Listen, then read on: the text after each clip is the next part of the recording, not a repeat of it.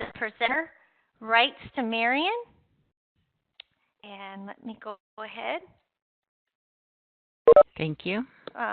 Okay, Marion, hold on just 1 minute. Okay. Welcome, Marion. Go ahead. Okay, so I can switch my slides. Mm-hmm. Alrighty. Thank you, Anne Marie, and hi, everyone. It's great to be back with you. I see lots of familiar names on the attendee list, so thank you all for being here, and lots of new names, so I'm excited to get to know some more of you. Let's see, where's my little click to the next? So last year, I was here with you doing training on when the content standards first came out, and this year we're doing another round with Standards 2.0, which are hot off the press and you will be receiving soon. So John Stevenson, again, is the lead from the Texas Workforce Commission for this project, and Anne Marie Molinari is the lead on the TCAL side. So we have a great team to work with. And John, did you want to say a few words before we get started? Sure. I just want to thank you and Amy for providing this training, and to let everyone know how proud I am of this project. It's really taken a village, starting with the folks at Texas State and Literacy Texas and TCAL and Hagler and ETS and the American Institutes of Research and all the literally hundreds of subject matter experts and adult ed practitioners who have contributed to the development of the standards and the training. And thank you also to our leader, Anson Green, who has done so much to support this. So move on. Okay, thank you. Thank you, John.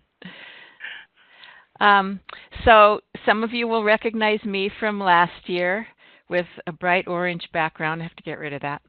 And this year, rather than Marcella Movid, who was with us last year, we have Amy Dalsimer, who's relatively new to AIR, but brings a fabulous amount of expertise and information to this project. Amy came from LaGuardia Community College, where they did lots of training on contextualization and bridging programs and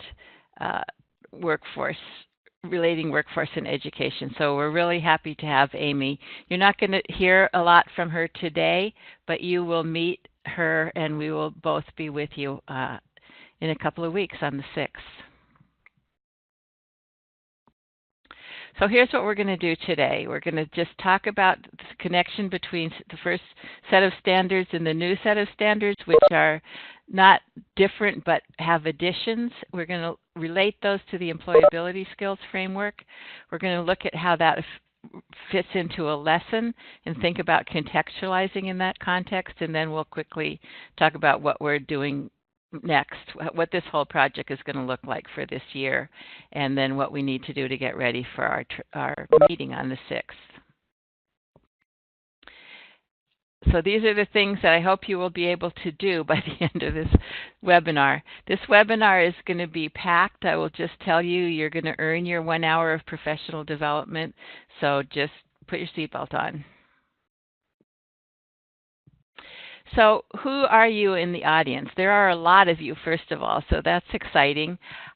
We have instructional leads, we have content standards coaches, and in many cases, those are the same people. We have career navigators also, and we have IET basic skills teachers. So hope you like that little picture of the group of you, and we're happy to have all of you in this training. So I just want to start with a question, and you're going to answer this in the chat pod. What Standards 2.0 is really about connecting education and employment. So when you think about that, making the connection between what we do as educators and the world of work, what questions come to your mind? Any questions? I mean, a question could be why. So, but hopefully you have some other questions too. So just type in the chat what questions come to mind when you think about that connection.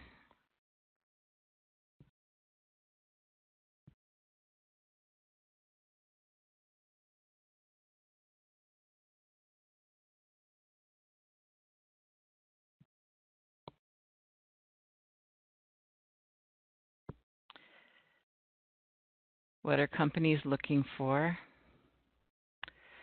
Will the standards be easy for teachers to use? Good question. What are the qualifications for employment? Good.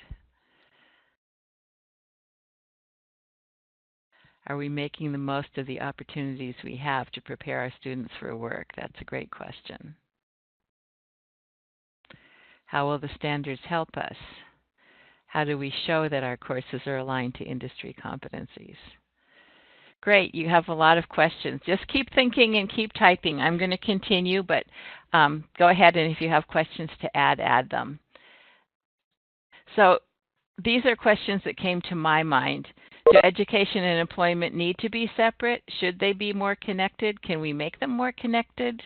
Are we talking about every level here? Or are we just talking about advanced? What do we do about the beginning level students? How can teachers be thinking about this shift? How can we connect our instruction to our students' employment goals? So I'm not going to answer all those questions today. I'm just raising those questions, sorry. And we will be thinking about those and working on those as we work through this whole project this year. So how do we build a great workforce? Thank you. Okay, great. Thank you. Glad you're all thinking about this. So you may be aware that there was the Standards Alignment and Industry Clusters project over the last year that developed Standards 2.0, and their task was to align the content standards that we have and that we learned about last year with intermediate and entry-level jobs. That was the task. So, and the goals were to help learners prepare for jobs and careers, of course, to help focus instruction in career navigation. So that's your role. What's your role going to be in relation to this? And there was a focus on 4 industries. So the methodology that they used to look at the 4 industries can be used for any industry sector, but these 4 were chosen.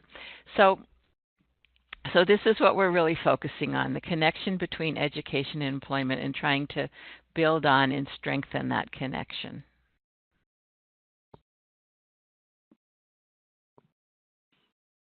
So we're going to identify the skills and connect them with Standards 2.0. We're going to contextualize academic. We're going to just look at a lesson and identify contextualized academic, employability skills, and occupational skills in a lesson. We're going to contextualize instruction, and we're going to support employer engagement. And then some of you are going to be training your colleagues on all this as well, at least some of you, if not all of you. So these are the goals for the whole project for the year. This is what it looks like time-wise. Webinar 1 is happening right now, and then the first training day will be on February 6th. Then we'll have a webinar for administrators just to keep everyone abreast of what's happening and what you all are learning in the training. Webinar 2 will be on March 29th, and then in April and May there will be 6 regional trainings. I think we're close to announcing where and when those will be, but I'm not going to have that information today, but hopefully we'll have that for you by the 6th. And then another webinar for the administrators after those, or in the midst of those actually. Okay, I'm just going to mention here the website ONET, onetonline.org, and normally I would ask you if you have been using this and have you type a yes in the chat, but don't do that because there's like 95 of you or something, so 95 yeses would be a little overwhelming, so I'm just going to trust that many of you have looked at this website and know what it is. This was used extensively in the SIAC project when they were developing these Standards 2.0. And it's a free website if you haven't looked at it. It's good for aligning development with workforce needs and for exploring careers and career navigators. I'm sure you've looked at this. Over 900 occupations are listed, and they have lots and lots of information about each one of those occupations, what you need to do, what you need to do to prepare, and detailed information about what skills are needed and what tasks are. So Standards 2.0 project brought together experts from education and from employment, and they went through every content standard. and they related them to the 4 in-demand industry sectors that they selected, and these are the 4: advanced manufacturing, construction and extraction, transportation, distribution and logistics, and healthcare. And these were selected because those are 4 areas that are growing in Texas. They're pretty much present in every region, and they have accessible career pathways for adult education students, so people can get entry-level jobs or intermediate-level jobs there, and there's a path to move up. So they looked at work requirements and activities for those jobs in relation to those 4 sectors, and then they related those tasks to each standard and benchmark. So we're going to look at that process today. They also found that there are plenty of critical skills that cross all job requirements. So you pretty much have to be able to listen and follow instructions, right, in any job. That doesn't depend on what industry you're in. You have to be adaptable and flexible. You have to be cooperative. And then you have to have some basic skills. You can't really read a job process or reading off a dial unless you are able to read, and you can't communicate it to somebody else unless you can speak or write. So the basic skills that we've all been doing and that our careers are about are definitely a big part of this. Okay, so we're going to move right into looking at a standard and a benchmark. So this will look familiar to those of you who went through standards training last year. We're going to start with Content Area 1, English Language Arts, Sub-Area 1.5, Research. The benchmark is Planning Research. Use a variety of strategies to plan research. Or I'm sorry, the standard. That's the standard, and this is the benchmark. It's kind of long. Formulate research topics and questions from the curriculum, current events, and the workforce. For example, identify possible topics by brainstorming listing questions using IdeaWebs. Organize prior knowledge about a topic. Develop a course of action and determine how to locate information. So that sounds really academic, right? That's like something we do. We learn in class, and we're doing that to prepare for maybe post-secondary education where you have to do research projects. But how does this relate to actual workplace skills? So here's what's added to the standards in Standards 2.0. The standards are exactly the same as the standards you looked at last year. Nothing has changed there. There are just some things added, and the things are these 3 things right here. The first one is the ONET elements, or that are like skills related to this standard and its benchmark. And then for each of the standards, there are detailed work activities. This is something that ONET lists for jobs, and so the project looked for detailed work activities that fitted or related to or require the skills from each standard. And then industry examples, like what would that really look like if I was a CNA, or if I was a quality control assistant or something like that. Okay, so here's the first one, elements. The elements that were related to this standard of planning research are these: attention to detail, and you can read the rest of them. So looking at this list, you can kind of categorize it. Maybe the first 2 are personal qualities. Attention to detail, a personal quality I've been working on for my whole life, and dependability. Those are things that are personal qualities, but not things that are innate. You certainly can learn them and become better at them. But then the others are basic skills. These are the things that basic skills teachers, ESL teachers, and high school equivalency teachers have been teaching all along. So these are still here and still necessary, of course. Okay, so let's look at the detailed work activities. Here's some examples. One is test products or sub-assemblies for functionality or quality. One is organize informational materials. Another is follow protocols or regulations for healthcare activities. Okay, so you can see that one's from healthcare. So these are work activities that a person in an entry-level or intermediate-level job might have to be able to do. And then we have the industry examples. So for the first one, test products or subassemblies, we have an example from advanced manufacturing, which makes sense. The position is quality assurance technician. And here's the example. What do they have to do? They have to verify readings and records and record the results for equipment calibrations. They have to identify, assist, address, and document quality holds. They have to read labels on products to ensure accuracy of shop orders.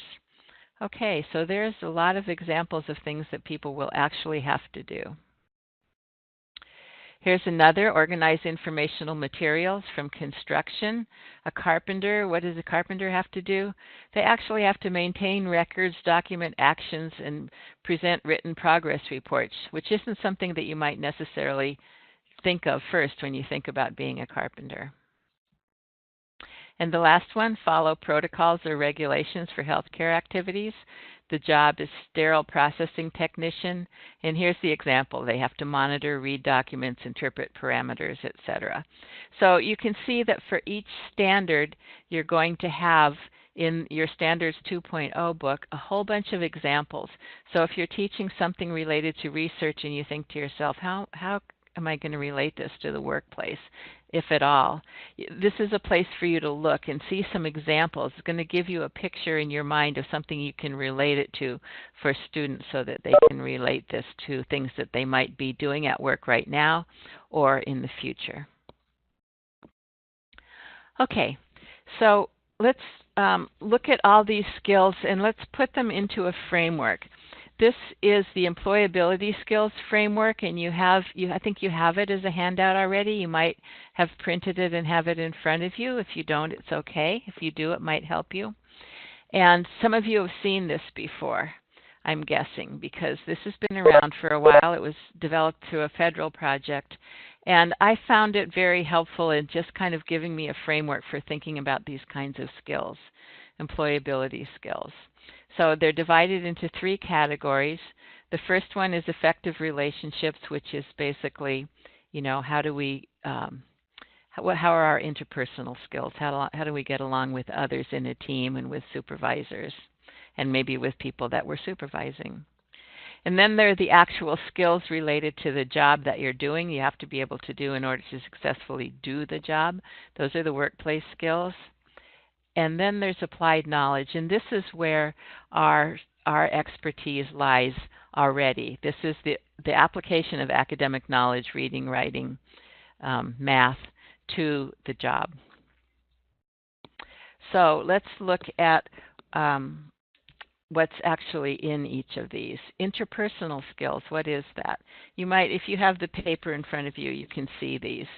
So I'm just going to go through these so that you can see what is considered included in each of these.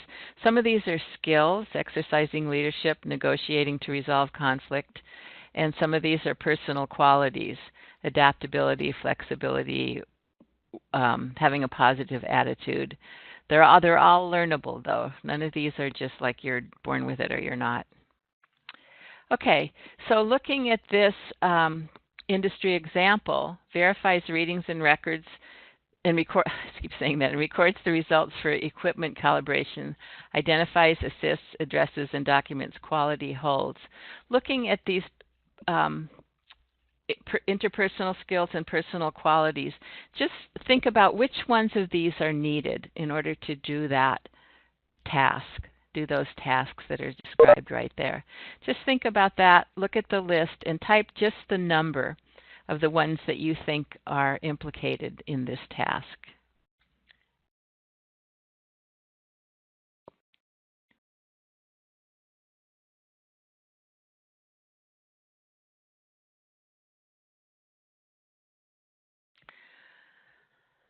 Thanks, Amanda.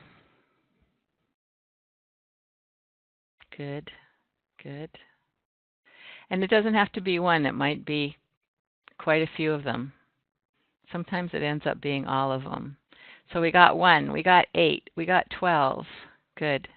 1, 11, 3, 8, and 12. Good. 8 and 12 are popular. 9, demonstrates a willingness to learn. Good. Christina, thanks. 1. Janet, okay. You went through the list. Thank you. 2, 6, 8, 9, 10, 11, 12, 13. Okay, so let's look at these. Thanks for thinking about that. I'm just going to tell you what I picked out. It doesn't mean that I'm right and you're wrong if you didn't agree with me. I picked out, though, negotiates to resolve conflicts. And the reason why I said that was because they have to document quality holds. And to me, that means they're looking at the records and the calibrations, and if something isn't right, they have to put a hold on that. Like the quality of this isn't good enough to go out to the customer. So that may engender some conflict with whoever did that work or whoever needs that work to go out. So negotiates to resolve conflicts might be there. Works independently. A lot of you got that one. Just demonstrates integrity. In other words, you got to say, if it's bad, you got to say it's bad, even if it's uncomfortable to do that. And demonstrates professionalism. But the other one, I didn't see any that you listed on there that I thought, oh, no way, that doesn't fit. So there's a lot of ways of looking at this. Okay, so let's do the same thing with workplace skills. This is what they are. And let's look at this example from the carpenter. Maintains records, documents actions, and presents written progress reports. Just looking at resource management. Which of 1, 2, 3, and 4, which ones do you think are required there?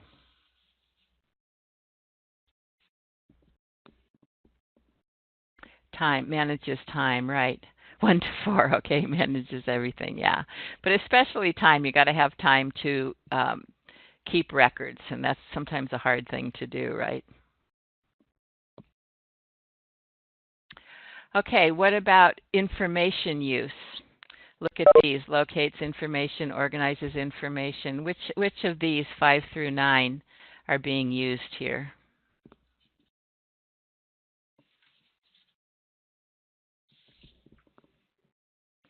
Five, 7, 8, 9. 6, 7, 8. Yeah, this one I thought almost all of them.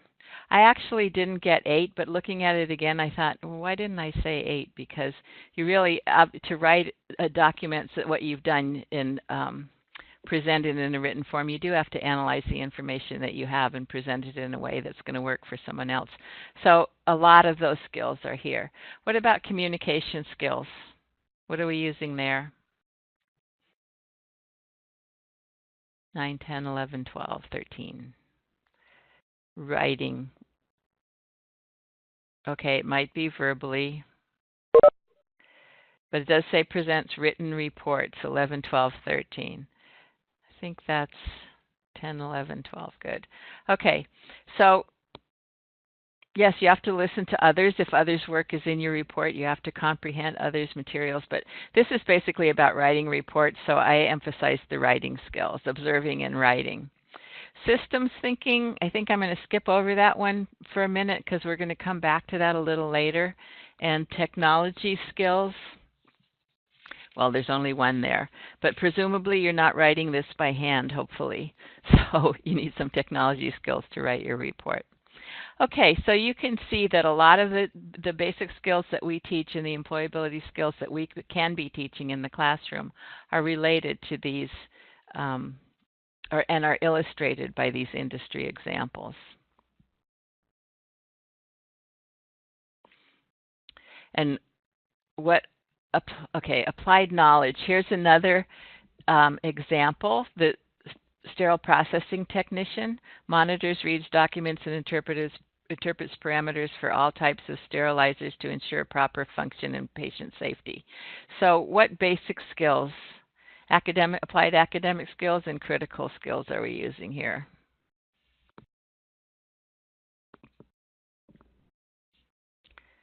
Type a number, any number that's relevant. Reading skills, good.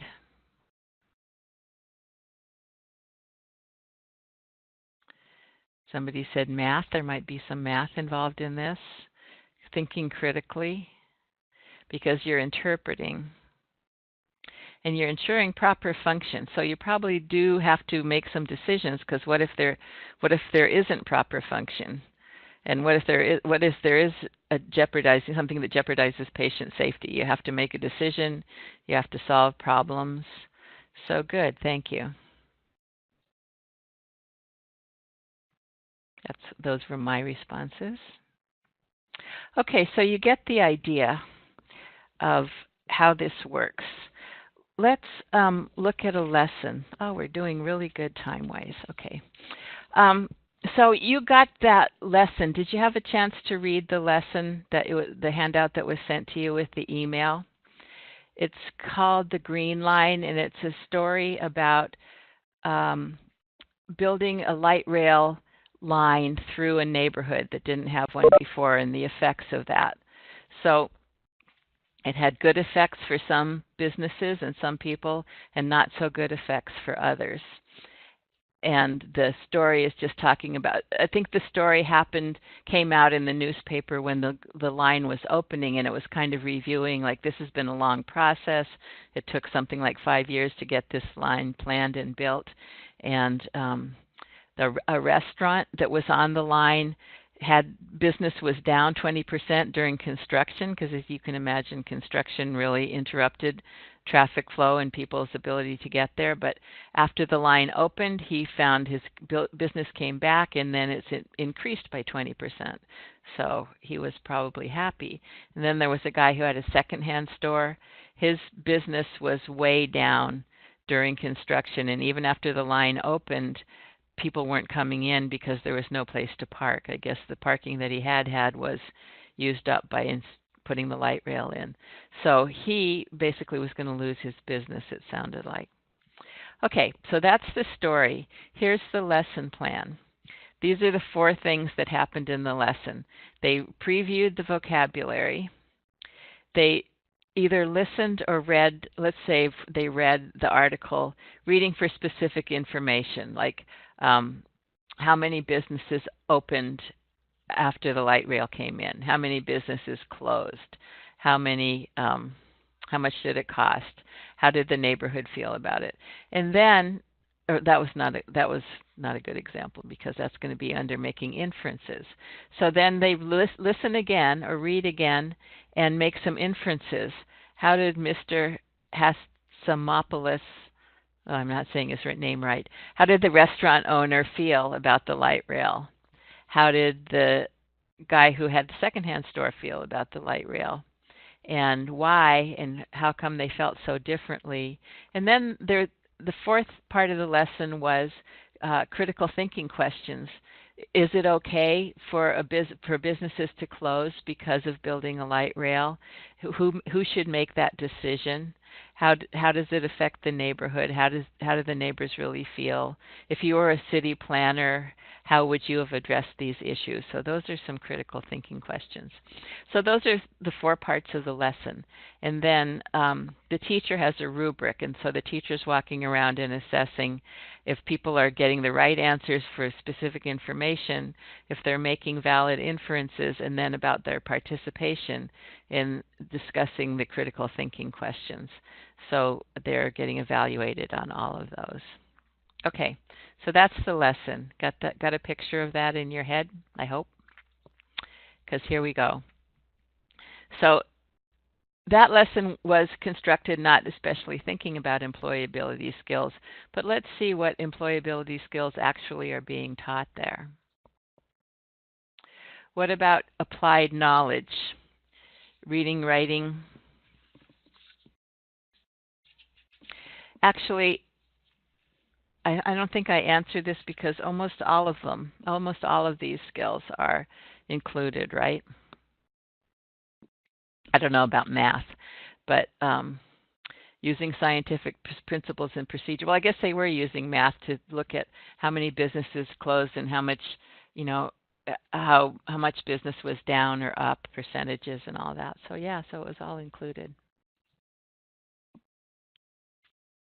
In using interpersonal skills, so thinking about what the students are doing during that lesson. One of the things is discussing kind of hard critical thinking questions where there might be some disagreement. So you might be encouraging them to negotiate to resolve conflict. So, for example, and respecting individual differences. So, for example, you might have be teaching just the language of negotiation and persuasion. I understand why Mr. Hatzistamoulis was not happy, but in my opinion, blah, blah, blah. So giving people sort of the academic language or the more professional language to have a conversation about something that might be conflictual and to express disagreement respectfully and respond to disagreement respectfully might be part of the lesson, and that is an employability skill. And then what about the workplace skills? So here we're going to come back to understands and uses systems and just think a little bit about what that means, because that might be one that we don't think about too often. So we have to think about what is a system and what system was affected by the light rail. I would say that whole neighborhood where the light rail was installed was it was a system and was affected by the light rail. Are the effects positive, negative, or both? And when one part of a system changes, what happens to the other parts? So these are ways of just asking these questions are kind of leading people to through systems thinking. You might ask, why is systems thinking important? Well, any production or service process is a system, and a decision that one person makes can affect many others in the system. I don't know if you can take a minute right now and think about a decision you've made. Let's say it could be in your family, it could be in your community, it could be at work. I can think of actually, unfortunately, many times at work where I've made a decision like, okay, we're going to go ahead and do this, not realizing that that was going to have a huge effect on the clerical support people that had to make all the copies in order to do this, and they didn't really have time to do it or something like that. So that's an example of why systems thinking is so important. You can't just think about your own immediate needs in the moment. You have to think about, how is this going to affect the whole system? Decisions may have unintended consequences. Oh yeah. And employees need to be able to think about these things, because you're going to be in situations where you're going to make decisions that are going to affect the system. So this includes judgment, analysis, and evaluation of the whole system. Here's an example. Here's a FedEx driver. He has to take a different route because the road that he usually uses is flooded. So he has to make a decision about that, and how is his decision going to affect others?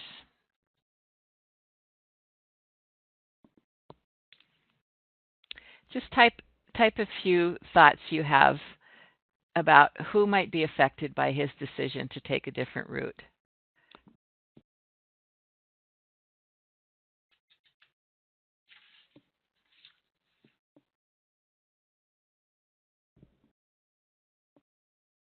Yes, the customer is going to be affected if there's a delay.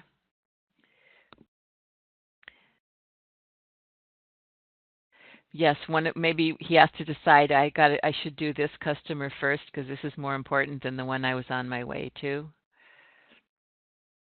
His boss will be affected because maybe the company reputation is going to be affected.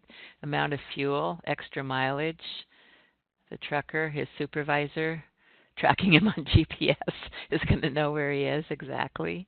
The seller is not going to be happy if the package doesn't get to the buyer on time. So yes, you guys are great at this, and you can see that this is going to have a lot of effects. So he has to think about, how long will the detour take? Will I have to stop and sleep? Do I have enough gas? Am I going to have to get more gas? How is this customer going to be affected if I don't make it today? How much more fuel will I have to use? Is that going to affect maintenance on the truck? Who needs to know about this, and who should I tell?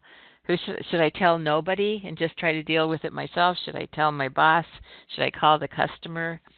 A lot of things to think about here.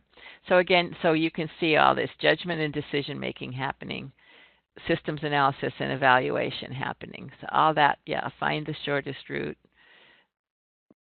Good, thank you. You have great ideas. Okay, so we walked through some examples of the detailed work activities and what kind of skills we're teaching using those examples. We looked at a lesson and we thought about how employability skills fit into the teaching of that lesson. And so now just thinking about your picture of what's going to be in Standards 2.0, those industry examples, detailed work activities, and relating those to what we're teaching in the classroom. How might these be helpful to you? I'm going to give you a few minutes to think about that one, because this is what we're going to be really all about between now and the end of May, is how are these going to affect your teaching, and how are the what's in the standards going to help you do what you need to do.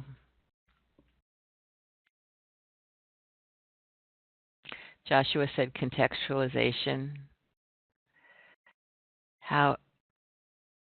Help outline how information is presented to students. Yes, it's going to give you kind of a framework to do that. Improve the contextualization of lessons, practical application, emphasis on systems thinking, cause and effect. Good, thank you. Helps you become more focused. Content is more interesting. Okay, that's good. Real world lessons, engage students. That's really true. Spatial learning, good. Incorporate into academics. Gosh, I didn't have to answer this myself. I should have just waited and asked you. Thank you. Higher focus on goals on student careers. Absolutely relevance, authentic experience rather than theoretical. Yes.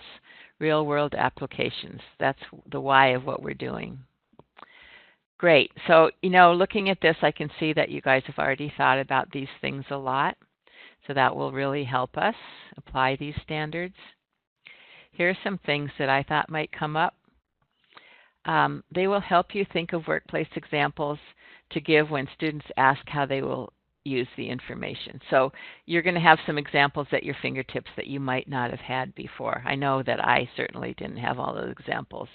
I wasn't knowledgeable about all those fields. So that was very helpful for me in thinking about it.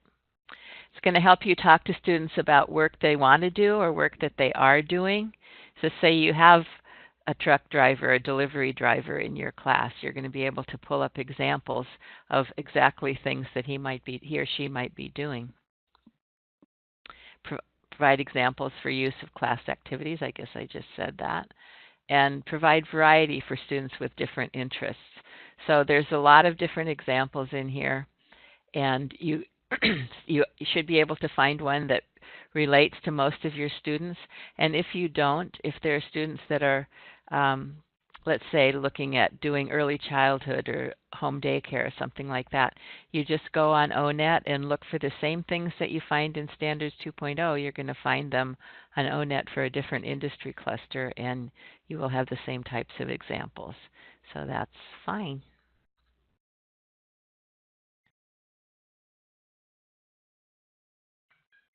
Whoops. Wow, I thought I was really worried about the timing of this, but Anne Marie, I think we are going to have time for you to do your tour. This is your assignment, and you have this slide in your, because I think you received a copy of the slides, but and one assignment is to watch. The SIAC project had 3 webinars, and we'll make use of those because they provided a lot of information. So if you didn't attend that first webinar, here's a link to it, but this isn't the link you should use because the webinar actually is in the PD portal, and if you watch it there, you can get PD credit for watching it, if I understand that correctly. So this link just goes to the to a YouTube video. So don't use this link. Use the one that's going to be in the portal. And Anne Marie is putting it, whoops, she's putting the other one in there. Okay, so yeah.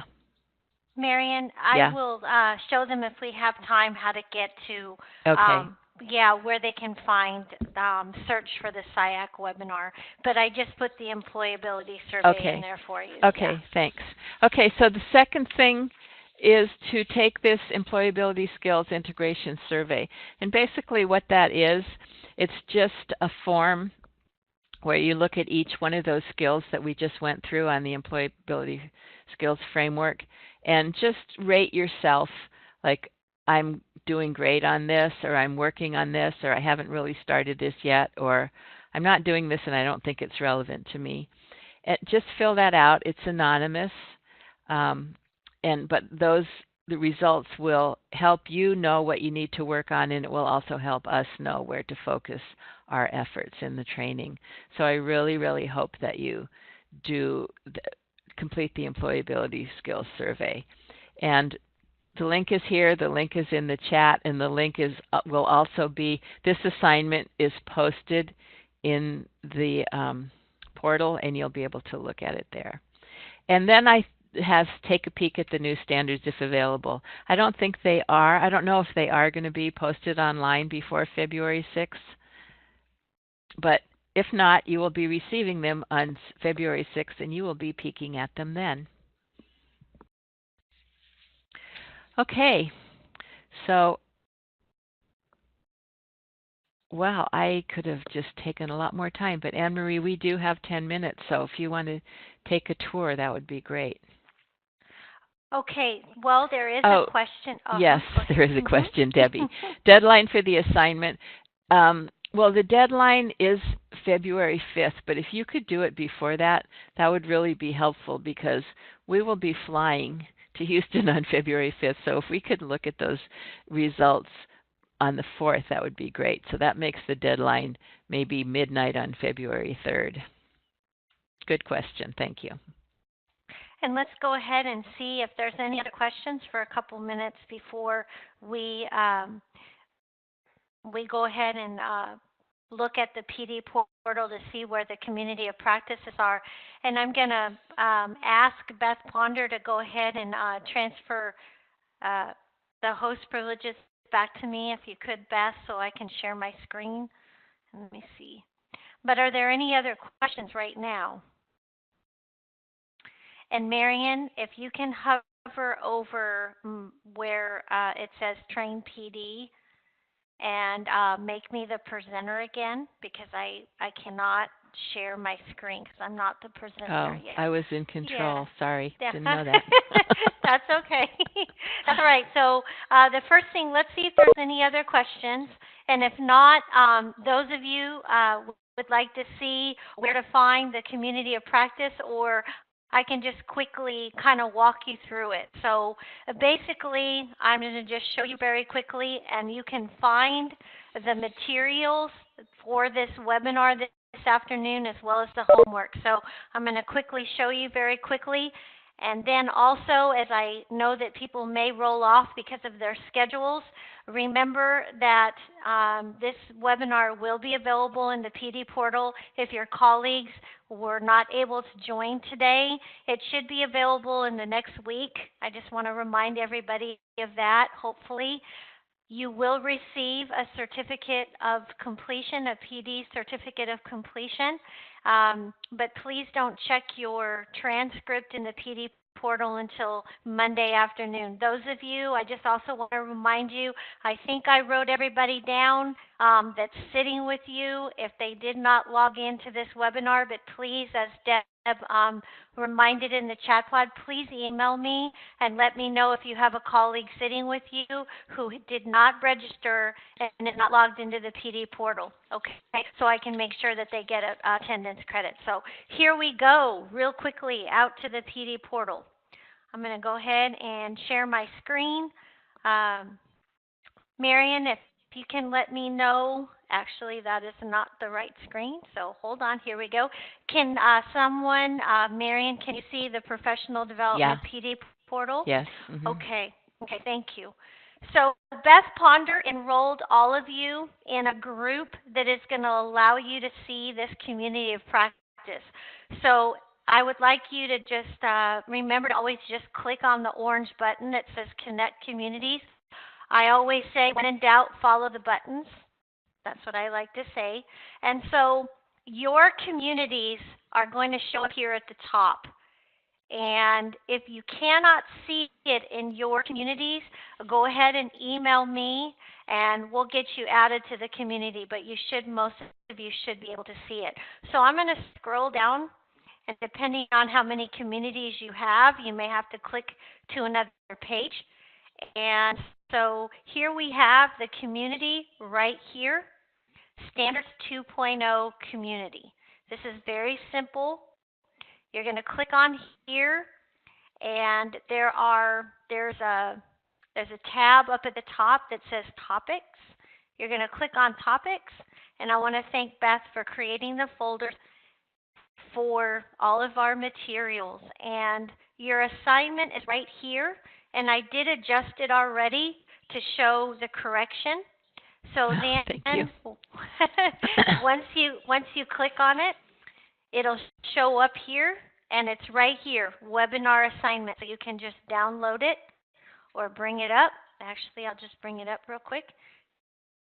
If it's gonna behave, I think it is. It's not wanting to show up here. Okay, here it is. It just took a minute. So there it is, right there. And there's a link to the employability survey. And then once again, just search the PD portal for SIAC webinars. So now how I'm going to get out of here. Okay, so now we're back here. So let's go back to the topics again. And you're going to see that that was the assignment. But we also have another folder called Materials. And in here, I have loaded all the materials that you should have received when you registered. But if not, here they are again. You've got your webinar, and you've got your employability skills framework, and your green line story. So I'm going to go ahead and see if there's any questions. If there's any questions, you guys are all pros at this. I'm going to go ahead and stop sharing and bring us back into the webinar room. And I would like to see if John Stevenson from TWC would like to add anything, or Beth. And I would just like to say to Marion and to Amy, thank you so much, and we look forward to the training on February 6th. I know I'm excited, so I'd like to open up the floor to John Stevenson at TWC, or to Beth for final words. Well, this is John. I don't have any words of wisdom, but I just want to thank you all for showing up and for taking this project seriously, because we certainly are taking it seriously. And I think this Standards 2.0 and the training, I really expect it to have some impact. And thank you all for participating. Thank you so much, John, and I want to thank Beth and Dr. Deborah Hargrove and the technical team supporting us today. We have Katie Snow, and also Laura Greer helping us today. So on behalf of all of us at Train PD, Anne-Marie? Yes, ma'am. Hi, excuse me, it's Deb. Would you like, I sent those pictures to you and Marion. Would you like me to show them what the book looks like? Sure. I'll pass you the ball if that would you like. Sure, all right, sure. So hold on. Let me see here. This is just a very rough draft of throwing these pictures into a slide. Okay, so good work. All right, thanks again, everybody. I'm going to sign off here, but thank you so much, everybody, for being here. I'm just ecstatic that so many people were here. Okay, Deb, you're presenter.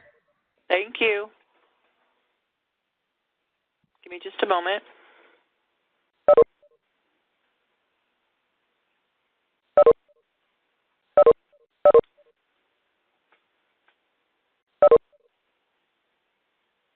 Can you see it, Anne-Marie? Oh, is she off? Yeah. No, I am. I'm okay. here. I'm here. Okay, so those of you who are still on, this is what the book looks like. We're actually in the process right now of putting it together. In our library, we've got different tabs for different topics. It's in color, fantastic pictures, lots of resources. It's color-coded, so as you go through it, you can look for a particular chapter just by the color, if you like, or by the tab. And we've got appendixes and stuff like that. So I just wanted to show you guys what it looks like, all the hard work that's been put into this book. We're very proud of it. And so this is something that you'll be getting at your training in February at Taylor. That's all. Thank you so much. Yep. Thank you so much, Deb. I cannot tell you, as Deb said, lots of hard work went into this, and we're so excited. And the reason you are getting the binder is, John Stevens had a great idea. That way you can add information as you go through the training. So we're really excited about that. So once again, everybody, 2 minutes to 3 o'clock. So I want to thank you. And we'll hold on the line here for any last-minute questions. And once again, happy Friday, and take care, everybody. Bye-bye.